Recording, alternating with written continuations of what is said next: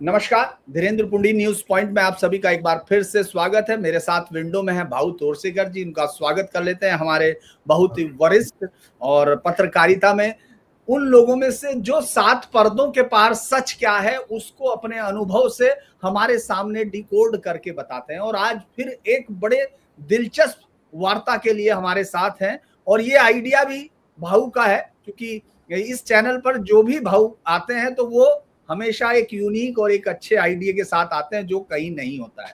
और आज हम लोग बात करेंगे, वो भाऊ खुद से बताएंगे। मेरा पहला सवाल भाऊ से है कि भाऊ, आज तो आईजी एडीजीपी उनके भी ट्रांसफर हो चुके हैं बंगाल में। पहले चीफ सेक्रेटरी गई मतलब महिला, और उसको जानबूझ के बनाया था ममता बनर्जी ने। वो जानती थी कि पहली बना दूंगी, फिर बाद में इसी पे विक्टिम कार्ड खेलेंगे। फिर उसके बाद एडिशनल होम सेक्रेटरी गया, उसके बाद डीजी गया, कोलकाता कमिश्नर गया, और अब एडीजी और आईजी भी चले गए। तो ये किस तरह का चुनाव आयोग दिख रहा है जो ये कह रहा है कि जो 2021 की हिंसा हुई थी उस वक्त जो कार्रवाई हुई थी या नहीं हुई थी, जिन जगह पर हिंसा हुई थी उनके सबके नाम बताओ। तो इसको कैसे देख रहे हैं भाऊ, और आप चुनाव को आगे की तरफ? तो आपने शायद देखा नहीं होगा, लेकिन मैंने 91 से लेकर आगे कम से कम 5-6 साल तो टीएन शेषन चुनाव आयुक्त थे, इलेक्शन कमिश्नर थे। और एक तरीके से चुनाव आयुक्त जो है वो चर्चा में आया, उसका कारण ही टीएन शेषन थे। उसके पहले आप टीएन शेषन के पहले के 2 मुझे बताओ नाम, कि भाई शेषन के पहले ये कोई था, वो कोई था। आपको नाम तक याद नहीं होगा। मेरी उम्र के जो पत्रकार है उनको भी पूछो कि शेषन से पहले के 2 हमको चुनाव आयुक्त तो कौन थे बताओ, आपको पता नहीं होगा, क्योंकि ये चर्चा की बात थी ही नहीं। या चुनाव आयोग जो था वो एक तरीके से गवर्नमेंट का एक डिपार्टमेंट करके काम करता था, उसके बारे में चर्चा ही होती नहीं थी। लेकिन शेषन जब आया तो ये शेषन जो था ये पहला चुनाव आयोग का धुरंधर था। उसने जो कोड ऑफ कंडक्ट है, आचार संहिता है, उसका स्ट्रिक्ट पालन शुरू कर दिया और वहां से चुनाव आयोग का दबदबा बनते गया। वरना कोई पूछता भी नहीं था चुनाव आयोग क्या कर रहा है क्या नहीं, पूछता नहीं था। मुझे याद है 1995 में जब महाराष्ट्र का विधानसभा चुनाव हो गया, वो पहला बिल्कुल सस्ता चुनाव था। कोई उम्मीदवार चुनाव का अपना पर्चा दाखिल करने जाता था ना, उसके साथ 5 लोग नहीं होते थे। ढोल नगाड़े बजाओगे, ढोल नगाड़ों का भी बिल लगाता था, चुनाव के खर्चे में लगाता था टीएम शेषन। हर एक के पीछे उस वक्त नए नए वीडियो कैमरा आए थे, बिल्कुल नए थे। हाँ जी जी। तो हर एक के पीछे हर जगह एक एक चुनाव क्षेत्र में मानो 50-50 वीडियो कैमरा लगा के रखे थे। कैमरामैन को एम्प्लॉय किया था कि भाई तुझे जो कुछ चुनाव के बारे में चल रहा है दिखाई देगा तो लेके रिकॉर्ड करके आके देना यार। और हाँ, अरे पुंडिल ने 6 ढोल नगाड़े लगाए थे, 50 लोग लेकर पर्चा भरने आया तो 50 लोगों का चाय का कितना खर्चा है, नाश्ते का कितना खर्चा है, आने जाने का खर्चा कितना है, वो बिल के सिवा भी उस उम्मीदवार के खर्चे में लगा देता था। तो इतने डर गए थे साले के, पूरी की पूरी सब पार्टियां डर गई थी। चुनाव आयोग में बड़े बड़े होर्डिंग्स लगते थे, वो बंद हो गए। मुझे याद है उस वक्त एक बात हुई थी, तो उसका कारण ये था कि इसका परिणाम जो था वो लोकल लेवल पर जो रिटर्निंग ऑफिसर होता है उसके हाथ में अधिकार आ गए ना। वो किसी पॉलिटिशियन से डरना बंद हो गया। मैं एमएलए हूं, मैं यहां का अबे जावे। तो मुझे याद है उस वक्त ये हुआ था, किसी कांग्रेस के उम्मीदवार के बारे में कुछ गड़बड़ हुई थी, तो वो जो रिटर्निंग ऑफिसर था उसने डांटा था उसको। तो शरद पवार मुख्यमंत्री थे महाराष्ट्र के, और वो बोले एक बार आचार संहिता खत्म होने दो, इसको देखते हैं, क्योंकि वो तो महाराष्ट्र का ही केडर का था। जब तक चुनाव आयोग में तू है लौट कर घर आएगा ना, गली में तो यही रहना है तुझे। तो ये जब शरद पवार का बयान आ गया, वो पब्लिश हुआ था तमिलनाडु के हिंदू पेपर में। वो दिल्ली में बैठे सेशन ने वो बयान देखा और फैक्स से शरद पवार को नोटिस भेजा, इमीडिएटली इसका खुलासा करो, माफी मांगो, वरना तुम पर भी एक्शन कर दूंगा। तो Sharad Pawar chief minister of Maharashtra इतना डरा था कि 12 घंटे में शरद पवार ने फैक्स से खुलासा भेजा था। उसको कहते हैं सेशन, उसको सेशन कहते हैं। बाकी सब है ना वो अधिवेशन है, वो सेशन था। तो उसके बाद ये दबदबा बनता गया, लेकिन आखिर में आहिस्ता आहिस्ता गड़बड़ी शुरू हो जाती है। तो सोनिया गांधी ने अपना चमचा जो नवीन चावला था उसको लाकर बिठा दिया जी। तो आहिस्ता आहिस्ता जो स्ट्रिक्टनेस था वो कम होते गया, और इसलिए ममता या आपका जो केजरीवाल वगैरह दादागिरी करते लगे।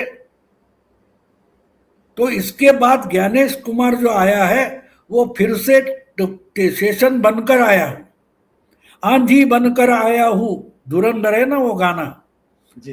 वो बोलता है ना, मैं आंधी बनकर आया हूं, हौसला मेरा वगैरह गाना है ना वो धुरंधर का, मुझे वो याद आ गया। जिस ढंग से ज्ञानेश कुमार ने पिछले 2-3 महीने में अपना काम करने का तरीका दिखाया, मैं तो मानता हूं कि इसके शरीर में दिवंगत शेषन घुस गया है, घुस गया है।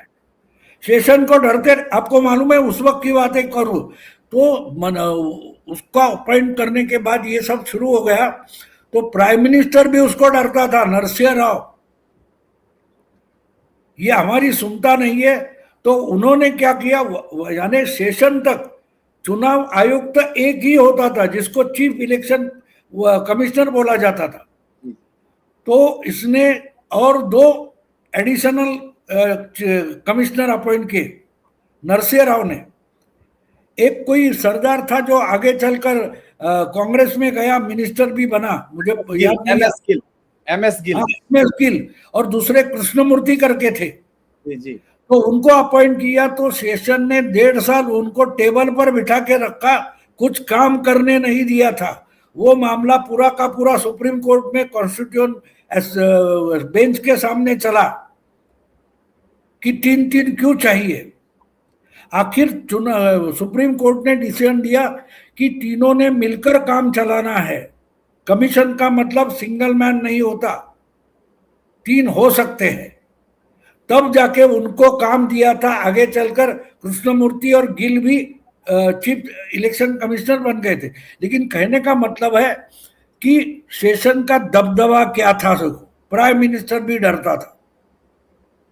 तो ज्ञानेश कुमार जिस ढंग से चल रहा है, उसने कम से कम एक चीफ मिनिस्टर को डरा कर दिखाया। ममता आज डरी हुई है, ममता डरी हुई है,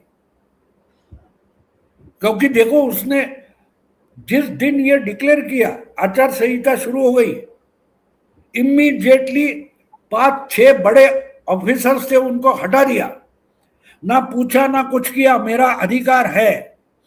अब गलती ममता की वहां हो गई कि ममता पिछले 3 महीने से भूख लगी सुप्रीम कोर्ट जाओ, प्यास लगी सुप्रीम कोर्ट जाओ, ऐसे एक दरवाजा सुप्रीम कोर्ट का और जुडिशियरी का खुद ममता ने बंद कर लिया है। और जब जब गई है तो उसने ही ज्ञानेश कुमार के यानी चीफ इलेक्शन कमिश्नर के एक दरवाजे खुद ममता ने खोल दिए। ये गई और सुप्रीम कोर्ट ने बोला नहीं ये उसका अधिकार है, फिर गई ये उसका अधिकार है।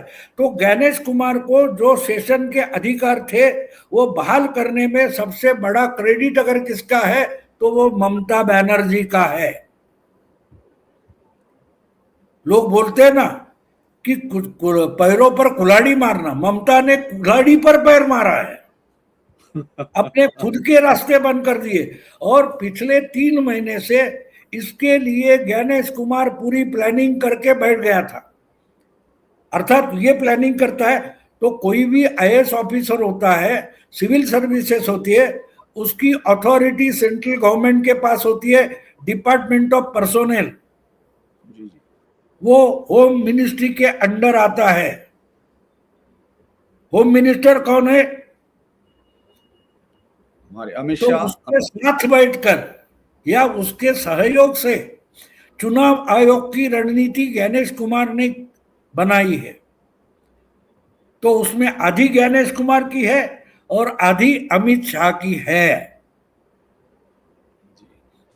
तो ज्ञानेश कुमार का चेहरा लगाकर जो कुछ करना है उसकी अनुमति एक तरीके से ममता ने ही बहाल की है, ये पहले समझ लो। तो बंगाल में क्या हो रहा है उसका अंदाज तुम कर सकते हो। अच्छा भाऊ, ये बात सही है कि बंगाल में, लेकिन अब आप इसको किस तरह देख रहे हैं? क्योंकि ममता बनर्जी तो सड़क पे आई, वो बार बार इस तरह की कहानियां अभी सुनाने में लग गई कि महिला थी, महिला को हटा दिया उनके तमाम लोग, और वो फिर भी कहने लगी, और वो हिंदी में शेर पढ़ने लगी, देखना है कितना जोर बाजुए कातिल में है, इस तरह से उन्होंने पढ़ा है। लेकिन आपको इस समय अब लग क्या रहा है, जिस तरह से एक के बाद एक अधिकारियों को, और सबसे बड़ा कदम मुझे लगता है हिंदुस्तान के इतिहास में ऐसा कभी नहीं हुआ कि जो पहले चुनाव में कभी पोस्ट पोल और प्री पोल हिंसा हुई हो, उनके आईओ यानी ऑफिसर, ओसी जो ऑफिसर्स इंचार्ज है उनके लिए, इंस्पेक्टर्स इंचार्ज उनके लिए, डीएसपी और एसपी के लिए बाकायदा उन्होंने पूरा एक्शन मांगा है कि इनके खिलाफ जहां जहां हिंसा हुई थी उस पे कोई एक्शन लिया गया था या नहीं। क्या ये एक जो पिछला जिस तरह से ममता ने लोगों को डरा के रख दिया था चुनाव में, पूरा जो हिंसा का नंगा नाच देखा जिसपे हम लोगों ने खुद हाई कोर्ट हैरान हो गया था, मैंने कल रिपोर्ट उस पर बाकायदा की कि कैसे वो कितने हजार हिंसा हुई थी, कितने रेप महिलाओं के साथ हुए, कितनी हत्याएं हुई, सीबीआई ने सब जांच की। तो आपको लगता है कि ये कदम उन तमाम समर्थकों में जो बीजेपी के हैं, जिनके अंदर वोट देने का डर था, देना चाहते थे लेकिन डर था, उसको ताकत मिलेगी, वो बाहर निकल के आ पाएगा? ममता के हाथ से कमान निकल गई है तो बचा क्या है? कमांडर के हाथ से कमान निकल जाती है तो बचता है, उसको कहते हैं डर। तो ममता के हाथ में सिर्फ डर बचा है, तो शेरो शायरी करेगी और क्या करेगी? कमान तो निकल गई हाथ से। और जो आपने अभी बताया वो कितना सीरियस है, आप कितने समझे मुझे पता नहीं। उन्होंने क्या बताया, पिछले 21 और 24 के चुनाव में जो प्री पोल और पोस्ट पोल हिंसा हुई उसकी इंक्वायरी हमने यानी चुनाव आयोग ने लगाई थी, उस पर क्या एक्शन हुआ वो बताओ। अगर एक्शन नहीं हुआ तो जिन पर ये जिम्मेदारी थोपी थी उन पर भी कार्रवाई होगी। इसका मतलब ये है कि आज जिस पर जिम्मेदारी दे रहे हैं वो भी संभल के रहे, क्योंकि आचार संहिता खत्म होने से हमारा अधिकार खत्म नहीं होगा। हम उसके बाद भी इस बार की हर हिंसा को, हम इलीगैलिटी को हम मॉनिटर करेंगे।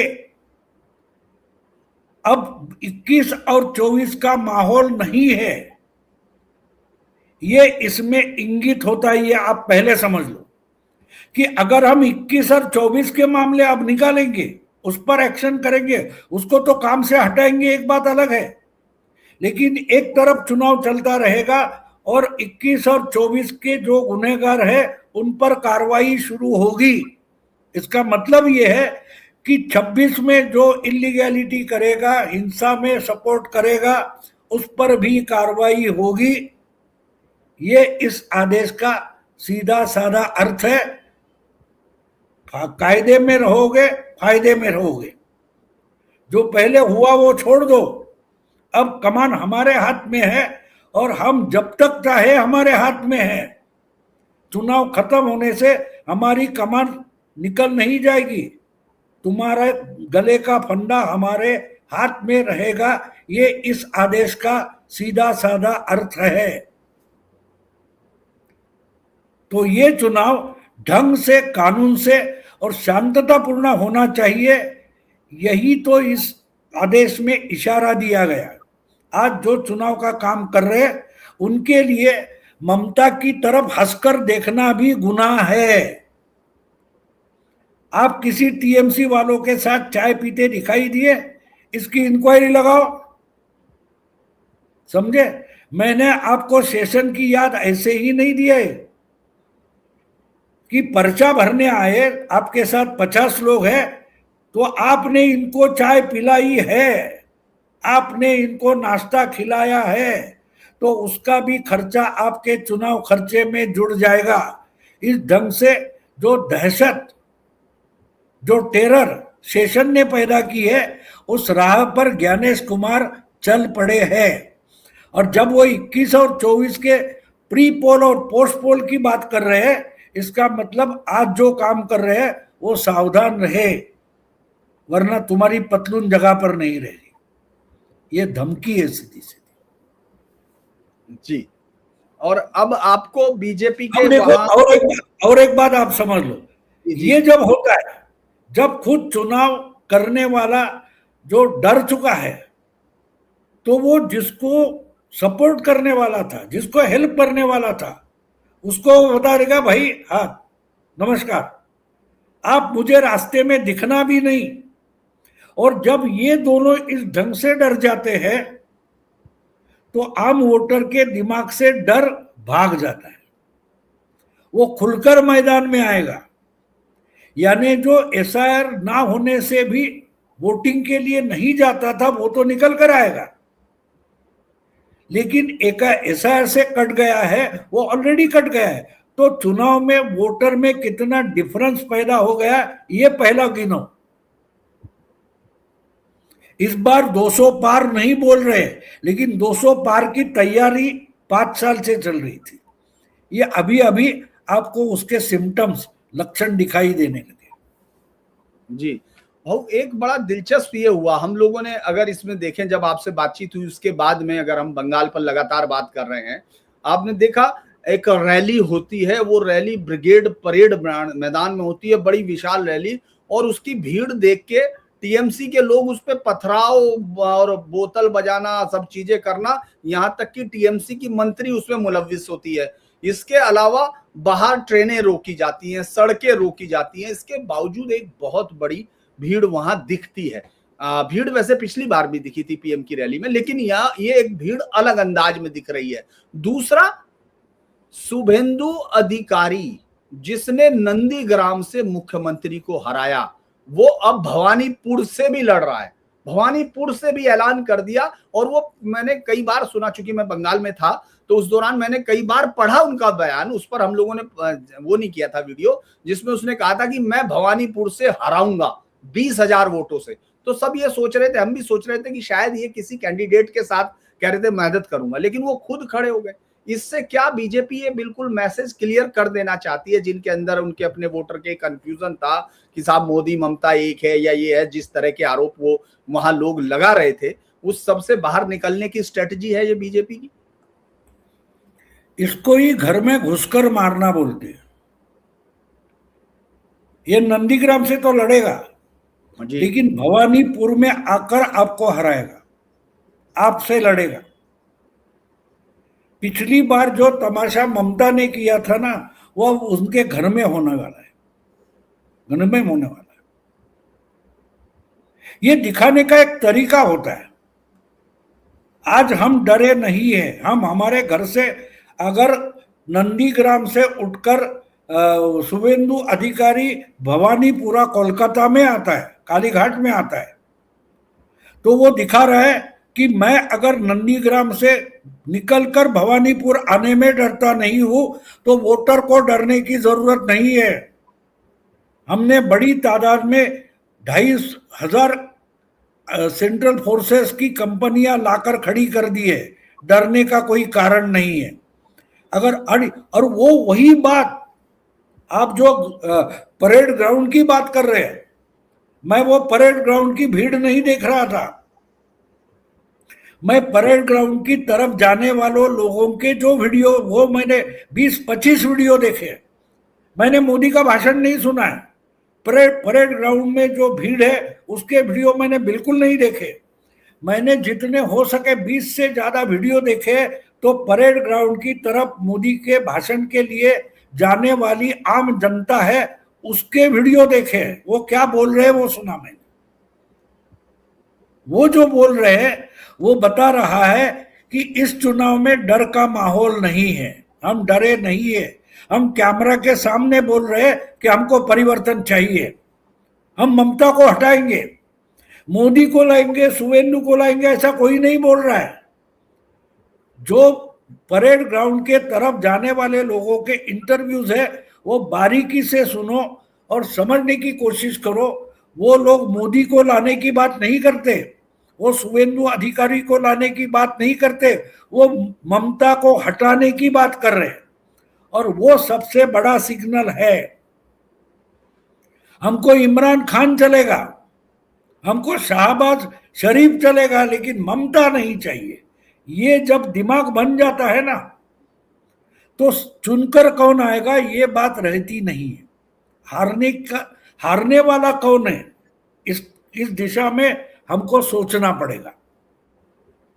जो अभी जो कुछ एनालिसिस चल रहा है मैं देख रहा हूं, अरे ये तो होता है, पिछली बार भी रैलियों में हमने बहुत कुछ देखा है, वो बात अलग थी, ये बात अलग है। देखो 2014 में मोदी जी जीत कर आए ना, तो मोदी नहीं जीते थे, कांग्रेस और यूपीए हारी थी। 206 से घटकर कितने हो गए, 44 हो गए, याद है आपको जी। क्योंकि मोदी को लाना ये 2 नंबर की बात थी। 1 नंबर की बात थी इनको हराना है, किसी भी कीमत पर इनको हटाना है। तो आज जो बंगाल का मामला है वो वही का वही है। पिछले कुछ दिनों से जो चल रहा है कि आहिस्ते आहिस्ते लोगों को पिछले 10 महीने में आरएसएस ने जो काम किया है उसके लक्षण दिखाई देने लगे। लोग डर छोड़कर घर से बाहर निकल रहे, अगर आज नहीं तो कभी नहीं। तो लोग निकलकर जो आए वो कॉमन मैन दिखाई देता। आप देख सकते हो जो परेड ग्राउंड के तरफ चलकर जा रहे लोग ना, उनका वीडियो, उनके इंटरव्यू देखो और समझो, उनके चेहरे की भाव, उनकी बॉडी लैंग्वेज समझो कि वो मोदी का भाषण सुनने आए नहीं थे। वो हम परेड ग्राउंड में जाने के लिए डरते नहीं, ये दिखाने के लिए आए थे। और ये इसको वोट बोलते हैं। मत जो होता है, मतदाता जो होता है, उसकी बॉडी लैंग्वेज बोल रही है कि कुछ किसी भी कीमत पर ममता को हटाना है।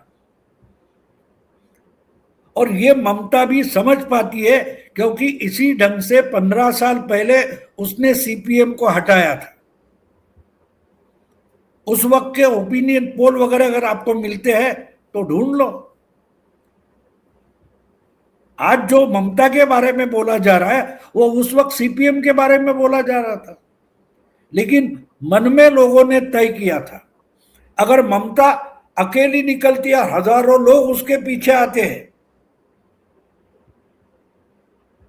तो वो ओपिनियन पोल वालों को समझे ना समझे, आम जनता को समझता है। कारवा बनता जाता है, कारवा बनता जाता है। और इसके बाद में हम एक और वीडियो करेंगे चुनाव के बारे में। उस वक्त मैं आपको फॉर्मूला 144 बताऊंगा। आपको याद होगा फॉर्मूला 44 नाम का एक कप सिरप होता था, उसको फॉर्मूला 44 बोलते थे। बीजेपी का इस वक्त की रणनीति है वो फॉर्मूला 144 है, 144 है। जो उम्मीदवार का आंकड़ा है ना, ये उनको लोगों को पता नहीं चल रहा है। अरे इधर टाइम टेबल डिक्लेयर हुआ, इधर 144 की घोषणा हुई, वो 144 का आंकड़ा कहां से आया? इस पर पिछले 10 महीनों से काम चल रहा है। वो अचानक नहीं हुए उम्मीदवार। ये जो 144 डिक्लेयर हुए ना, इसकी तैयारियां पिछले 10 महीने से चल रही है। तो अभी बैठकर नहीं है, 2 दिन में, 1 हफ्ते में नहीं किया है। वो 144 चुनाव क्षेत्र के लिए बहुत पहले से काम किया, उस पर अगले वीडियो में बात करेंगे, अभी नहीं, अभी चुनाव की प्रक्रिया शुरू होनी बाकी है। लेकिन कहने का मतलब है कि आज जो हम देख रहे हैं उसकी तैयारियां इस ढंग से हो रही, और पागल नहीं है, इतनी हिंसा, इतना वायलेंस, उसके बावजूद अगर 2 दौर में चुनाव हो रहा है तो इसकी तैयारियां कितनी, गांव गांव में, देहात तक सीआरपीएफ जाएगी, सेंट्रल फोर्सेस जाएंगे, एक एक गांव के एक एक बूथ में अंदर पुलिस नहीं रहेगी। ये बड़ा डिसीजन है। आज तक बूथ में जो ईवीएम हो या बैलेट बॉक्स हो उसकी सुरक्षा करने में पुलिस लगती थी, अब पुलिस को बाहर रखा जाएगा,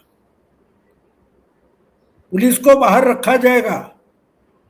ईवीएम के पास, बैलेट बॉक्स के पास सेंट्रल फोर्सेस रहेंगे और वो पूरा का पूरा लाइव सीसीटीवी पर दिखाया जाएगा। तो इतनी तैयारियां हुई है, चर्चा उस पर कोई नहीं कर रहा है। हाँ, 4 मई को बोलेंगे अरे करिश्मा हो गया, करिश्मा हो गया। ऐसे ही करिश्मा नहीं होता। करिश्मा जो होता है ना, तो पत्थर से मूर्ति देखने के बाद हम बोलते हैं करिश्मा नहीं, वही पत्थर होता है, उसका जो अनावश्यक हिस्सा होता है वो निकाल दिया जाता है, उसके बाद मूर्ति सामने आती है, लेकिन मूर्ति अंदर होती है। तो ये 5 साल से ये बनाया जा रहा था। पिछले चुनाव में क्या हुआ, 24 में क्या हुआ, इस पर क्या क्या इलाज कर सकते हैं, इसकी सब तैयारियां पूरी करके ही टाइम टेबल डिक्लेयर हुआ है 2 दौर के वोटिंग का। इसका भाव, इसका क्या फर्क पड़ता है वैसे? जैसे अगर हम लोग कहें कि पिछली बार उन्होंने 8 फेज में किया था और इस बार 2 फेज में किया, क्योंकि वहां के लोग भी यही कह रहे थे कि भाई एक में हो जाएगा तो बीजेपी जीत जाएगी। इन्हें जनरल अगर हम लोग दर्शकों को ये रहे कि 2 में क्या फायदा होता है, क्या मतलब अंतर पड़ेगा उन पर? नहीं, वो तो ठीक है। देखो, एक बात होती है गुंडे यहाँ के वहां जाएंगे, ये सब ठीक है, यही तो रोका गया था। उसकी शुरुआत बिहार में हुई थी। केजे राम नाम के जो स्पेशल अफसर थे चुनाव आयोग के, इन्होंने ये आधिकारिक दौर का चुनाव ये अल्टरनेटिव निकाला था। लेकिन एक तरीका होता है ना कि आपको एक इंजेक्शन दे दो, एक टैबलेट दे दो तो आपका बुखार उतर गया, लेकिन 2 दिन के बाद फिर बुखार आ गया। तो इस बार जड़ से ही बीमारी हटाई गई है। एसआईआर का मतलब क्या है? एसआईआर का मतलब बाईपास कर दी गई है, जो ब्लॉकेड थे वो हटाए गए।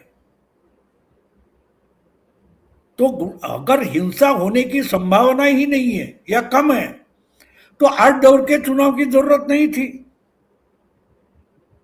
मैंने भी आपको बोला था ना कि भाई दिवाली के बाद होगा, 8 दौर का चुनाव नहीं हो सकता, क्योंकि मेरे दिमाग में वो था। लेकिन आज जिस कॉन्फिडेंस से, अब देखो, जो कॉन्फिडेंस हमें ज्ञानेश कुमार में दिखाई देता है और जो हिला हुआ कॉन्फिडेंस को ममता में दिखाई देता है। अचानक ममता शेरो शायरी करने लगी, धमकियां छोड़कर मुशायरा करने लगी। उसका मतलब साफ है कि डरी हुई है। और ज्ञानेश कुमार ये जो महाभियोग है उससे भी डरा नहीं है। उस पर महाअभियोग का प्रस्ताव लाया गया है पार्लियामेंट में और वो दहाड़ रहा है बंगाल में। कोई मजाक की बात नहीं है, मजाक की बात नहीं है। उसका कॉन्फिडेंस दिखाई देता है। और ममता कितनी डरी हुई है ये कंपेयर करो तो आपको पता चलता है कि इतना बड़ा अपोजिशन होने के बावजूद अगर ज्ञानेश कुमार, चुनाव आयोग अगर 2 दौर का चुनाव करने वाले हैं तो उन्होंने एसआईआर में कितनी ताकत लगाई है। और अभी तक बहुत सारे वोटर है, 60-50 लाख, जिनका भविष्य अनिश्चित है। हाँ, 60 लाख थे, उनमें से 20 लाख को कर दिया है, मतलब उनको वेरीफाई कर लिया। उनके कितने उनमें से कटे ये नहीं बताया है, लेकिन 60 लाख भी बचेंगे। 60 लाख बचेगा तो फर्क क्या होता है? आपकी ट्रेन तो छूट गई है ना। आप उसमें उलझे रहे, यही तो रणनीति थी। बीजेपी ने 144 यानी लगभग आधे वोट उम्मीदवार डिक्लेयर कर दिए। ममता को अभी उम्मीदवार तय करने हैं, ममता को उम्मीदवार तय करने हैं ना। जी जी। तो यही तो फर्क है। अब रैली करोगी या उम्मीदवार तय करोगी, क्या करोगी? बात इतना आसान नहीं। और सबसे इसलिए मैंने बोला दूसरा एक वीडियो बनाएंगे 4-5 दिन के बाद। जी उस जी। पर इस पर ये तो मिशन। फॉर्मूला 144 है, लेकिन वो फॉर्मूला 44 जो 144 वो जिस लेबोरेटरी में बनाया गया, उस लेबोरेटरी का नाम आईपैक है। वो दोनों मिलाकर आईपैक लेबोरेटरी से बना 144 फॉर्मूला, उसके बारे में अलग से बोलेंगे। लेकिन ये बात समझ लो कि आप कंपेयर करो तो ममता और इनको कंपेयर करो, और ये आगे चलकर ये जो आज हो रहा है बंगाल में हम देख रहे हैं या तमिलनाडु में देख रहे हैं, एक बंगाल छोड़कर हर जगह एक दिन में होने वाला है। हाँ ये आगे चलकर वन नेशन वन इलेक्शन की पहला कदम है। अभी किसी के दिमाग में नहीं आया ये क्या हो रहा है, 8 से एकदम 2 दौर। तो वन नेशन वन इलेक्शन के दिशा में ये पहला कदम है। अब कैसे हो सकता है अलग अलग राज्य ना बोलेंगे? अरे अगर 30 में से 20 राज्य बीजेपी के पास है तो वहां के चीफ मिनिस्टर एक दिन में हाँ बोलेंगे, चलो अभी हमारे 3 साल बचे विधानसभा के, हो जाए कोई बात नहीं। अगर 20 राज्य हाँ बोलते तो 10 राज्यों को पूछेगा कौन? ये डिसीजन हो जाएगा। तो ये उस दिशा में डाला हुआ पहला कदम है, ऐसे मैं मानता हूं। जी भाऊ, तो मुझे लगता है कि हम आज इस चर्चा को इतना रखते हैं, क्योंकि अगली चर्चा आपने पहले से ही दर्शकों को बता दी है। जाते जाते एक छोटी सी बात बोल दूंगा। जी जी जी। देखो, बंगाल में महाभारत होने जा रहा है, और जहां द्रौपदी का अपमान होता है वहां महाभारत होता ही है। एक हफ्ते भर की बात है, मुर्मू नाम के द्रौपदी का ममता नाम के दुशासन ने अपमान किया है, तो बंगाल में महाभारत होगा ही। बहुत ही ज्यादा उसको लेके गए हैं, और प्रतीकों के सहारे आपने देखा। वैसे तो भाऊ सारी चीजें क्लियर करते हैं, और उन्होंने इसमें भी लास्ट में क्लियर किया। मुझे लगता है कि हम अगले वीडियो का और इंतजार करेंगे। ये देख लेने के बाद तो दर्शकों की इच्छा और बढ़ जाएगी कि मिशन 144 कैसे तैयार हुआ। तो मैं भाऊ से इंतजार करूं। नहीं, फॉर्मूला 144। हाँ, फॉर्मूला 144। मुझे लगता है कि वो फॉर्मूला 144 है, मिशन तो 190। इसकी टैगलाइन बनाऊंगा, है हैशटैग बनाऊंगा 144, फॉर्मूला 144। तो मुझे लगता है कि आप जुड़े भाऊ, बहुत बहुत धन्यवाद। तमाम दर्शकों से अनुरोध है, चैनल को लाइक कीजिए, सब्सक्राइब कीजिए, शेयर कीजिए, और चैनल को अगर आप सहयोग कर सकते हैं तो सहयोग भी कीजिए। तो आज के लिए इतना ही। नमस्कार भाऊ, आप बहुत बहुत धन्यवाद।